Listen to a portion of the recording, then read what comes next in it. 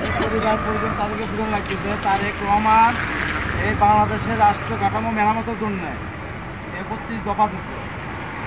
বিগত ১৭ বছর যে সরকার হাসিনা দেশ চালা গেছে, দেশের মধ্যে যে কীভাবে দেশ চালাচ্ছে, কোনো আইন শৃঙ্খলা কোন, পুলিশ প্রশাসন কোন, সব তার নিজের মতো করে যায়, যেমন খুশি তেমন করে দেওয়া হয়।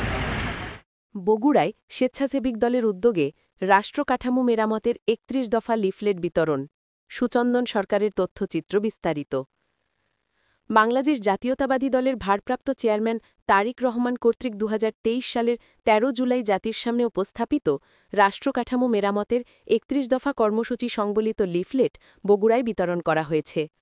কর্মসূচির স্থান ও তারিখ ১৩ অক্টোবর ২০২৫ ইং।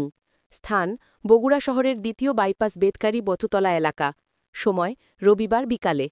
নেতৃত্ব ও অংশগ্রহণকারীগণ।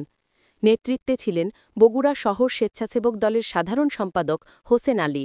উপস্থিত ছিলেন মমিন তালুকদার, ১৩ নং ওয়ার্ড স্বেচ্ছাসেবক দলের সভাপতি শহীদুল ইসলাম শহীদ, যুগ্ম সাধারণ সম্পাদক রেজওয়ান হোসেন, সাংগঠনিক সম্পাদক মজনু মিয়া বাবু, সাবেক সদস্য আহ্বায়ক কমিটি বগুড়া শহর শাখা সাজু মণ্ডল, সাবেক সহসভাপতি বগুড়া শহর ছাত্রদল বাদুল সরকার, সহসভাপতি ১৩ নং ওয়ার্ড বিএনপি।